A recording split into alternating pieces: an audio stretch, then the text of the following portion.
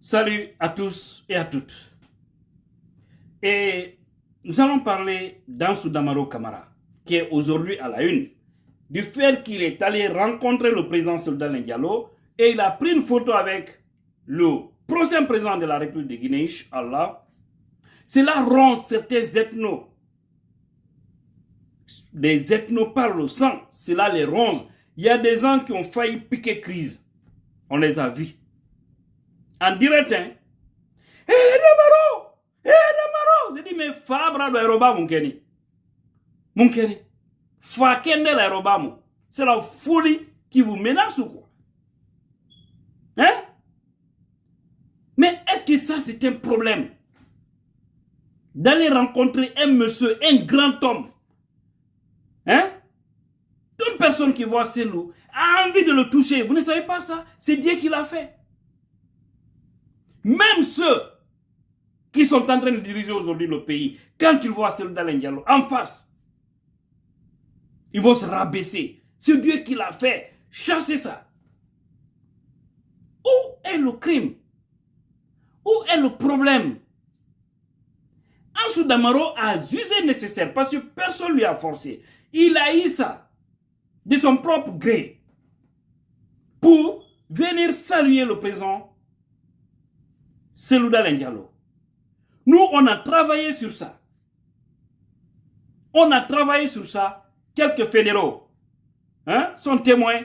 C'est comme le fédéral de Queens, Bouakassi Diallo. C'est comme quelques protocoles du président Souleymane Diallo. C'est comme le secrétaire général de la jeunesse de l'IFDZ de Bronx. Mamadou Pate Diallo. C'est lui-même finalement qui avait appelé Damaro déjà à Philadelphia. Parce qu'ils avaient signalé à beaucoup de cadres que Damaro doit rencontrer le président.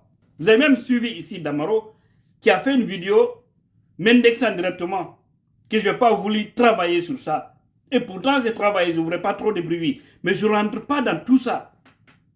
Et finalement, du fait que quand j'ai compris que le programme du président par rapport au Canada est annulé, parce qu'ici, il n'avait que 3 jours, il devrait faire que 3 jours à New York. Et puis, il devrait remonter vers le Canada. Mais il a eu de l'urgence par là aux États-Unis. Il fallait qu'il reste pour le Canada, se reporter à une date ultérieure. Maintenant, je lui ai dit à Damaro, il n'a que 3 jours. Ça sera très compliqué.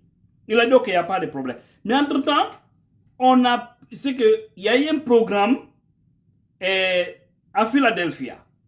J'ai dit, bon, comme il vient à Philadelphia, j'ai appelé M. Silla Colon, un monsieur respecté, qui est de l'IFDZ, les responsables de l'IFDZ dans Pennsylvania. D'accord? Ce monsieur a appelé le président Selou. Il lui a parlé. Le président a dit, il n'y a pas de problème, il peut venir. Nous avons travaillé sur ça. Le monsieur même avait appelé Damaro, il le sait. On ne peut pas avoir un slogan « unir et servir » et barrer la route aux gens. Jamais. Nous n'allons pas le faire. La politique, il faut la comprendre. La politique, ce n'est pas de l'animosité. Là où Alassane Draman Ouattara a pardonné ceux qui sont allés déterrer le corps de sa maman qui est décédée, là où ce dernier a pu pardonner ces gens-là. Pourquoi pas nous? Qu'est-ce que Damaro dans sa communication, c'est vrai, je sais, il y a des choses qui choquent certaines personnes, du fait qu'il dit les moutons de l'IFDZ. Ça choque, c'est qualificatif. Mais il faut reconnaître une chose, que Damaro, quoi qu'on dise, c'est un jeune qui n'insulte pas, il ne rentre pas dans les parties intimes des gens. Reconnaissons ça quand même. Et même si c'était ça, quelqu'un qui veut diriger toute une république doit accepter les fils de cette république, quel que soit son nom, quelle que soit son origine.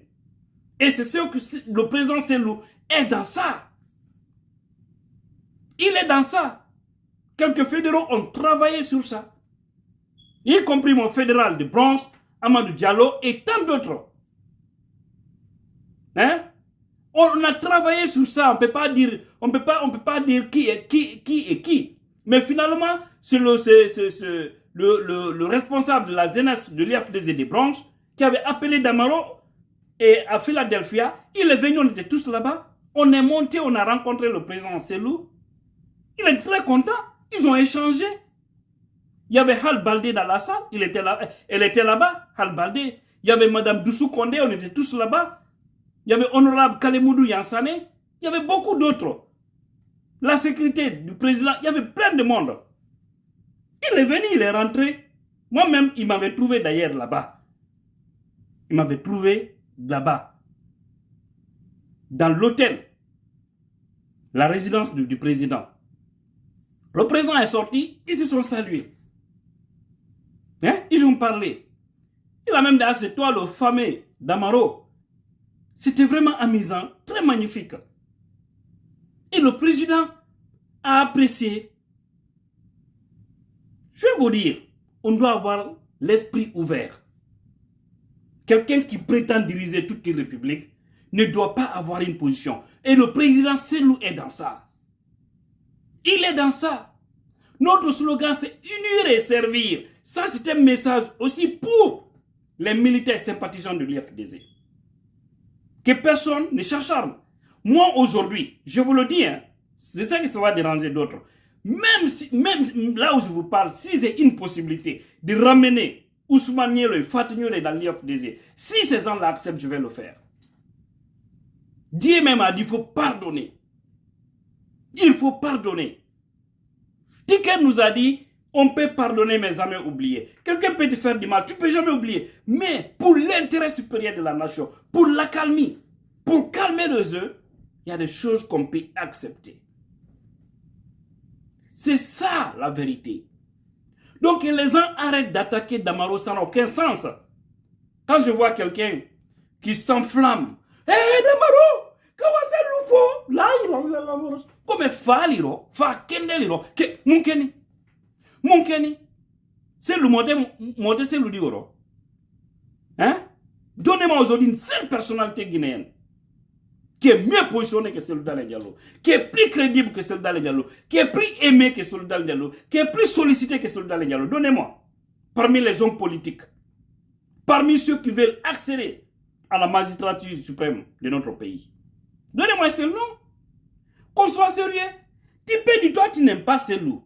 Il faut préférer Doumbouya, qui a humilié ton alpha, hein, dans la rue, avec une chemise déboutonnée, et tu t'attaques à Selou Dalein Diallo sous prétexte que depuis Alpha est là, c'est Selou qui l'a empêché. Selou a empêché Alpha où? Selou n'a jamais empêché Alpha. Selou a voulu que le pays soit sur le chemin de la démocratie. Et c'est ce que le régime antérieur a refusé. Parce que si on organisait les élections à bonne date, si on refusait de manipuler les élections, si on écoutait le peuple, on n'allait pas avoir de problème. Actuellement, c'est le même avertissement qu'on est en train de donner à Doumbouya. Il ne comprend pas. Parce qu'il pense que le pouvoir là, c'est pour lui Dieu n'a fait. Il ne sait pas que Dieu est en train de le tester. Il ne le sait pas. Et Alpha lui-même aujourd'hui, il est très déçu de beaucoup de cadres qui étaient avec lui. Lui-même, il a dit, tout récemment, tout le monde est témoin de cela. C'est pourquoi il n'a pas accepté de recevoir des gens. Parce que quand on est chef, on dit le plus souvent, le chef n'est pas mauvais, c'est l'entourage qui est bizarre. Et c'est une réalité. Parce que ceux qui ont connu Alpha Condé, Wallahi, j'ai à causer avec certaines personnes qui l'ont courtoyé, qui l'ont connu très bien, qui sont avec nous aujourd'hui dans l'IFDZ. Que Alpha, naturellement, ce n'est pas une personne mauvaise, mais ils l'ont embobiné dans ça. Lorsqu'il était politicien, tout le monde voyait sa lutte. C'était un homme qui faisait l'unanimité. Mais pour gagner le pouvoir, malheureusement, il est tombé dans les mains des ethnos qui ont mis des stratégies. Nous, on avait vu ça. Je vous le jure, en 2011, on a vu cette stratégie écrite. J'ai même oublié le nom du site. On a vu ça au QG de l'IFDZ. Comment ils ont mis les stratégies à faire de l'air eau empoisonné là, à faire d'opposer les Peuls et les Malinqués du côté de la Haute-Guinée pour créer des tensions afin de reporter les élections et pouvoir bien planifier Alpha Condé pour qu'il monte au pouvoir. Ça a été planifié. Mais ils l'ont mis dans ça, il a cautionné. Regardez par exemple Doumbouya. Doumbouya, l'intention avec laquelle il est venu, est-ce que c'est la même intention aujourd'hui? À partir du moment où il s'est fait entourer par les mêmes ethnos, par les mêmes personnes haineuses, par des personnes qui ne veulent pas voir le bonheur de ces pays, hein? Aujourd'hui, il n'est plus la même personne. Et il va chuter. Doumbouya va chuter parce qu'il n'est plus sur le bon chemin. On lui a dit une fois, il n'a pas compris. Mais vous allez voir, un bon matin, il va chuter. Et ils sont en train de parler ici de 3 ans. Je crains beaucoup pour Doumbouya. Tu ne peux pas mettre tout le monde au dos, hein, dans ton dos, et penser que tu peux sortir victorieux, mon frère. Ça ne marche pas. Ça ne marche pas. Donc, nous, on veut unir et servir les Guinéens. C'est l'objectif principal. Le parti de l'IFD, c'est ça. Vous avez tous suivi le discours de Selou à Philadelphie. Il est choqué quand il entend les discours ethniques régionalistes. Quand il entend, ça lui fait mal. Ça lui fait mal. Et nous ici, le communiqué aussi était propre, était clair. On a lancé l'appel à la communauté guinéenne. Tous ceux qui m'ont suivi ont compris. À la communauté guinéenne, aux responsables militaires sympathisants de l'IFD. Quand on dit communauté guinéenne, c'est toute la communauté. Certaines communautés ont accepté d'aller. Mais on ne peut pas aller forcer les gens, les faire sortir de ce jeu. Tous ceux qui sont venus, c'est à travers les communiqués, ils ont écouté, ils sont venus. Si Damaro décide de rencontrer le président Selou, où est le crime que Koduemi, ça ne veut pas dire qu'il est de l'UFDZ. Il a rencontré un compatriote.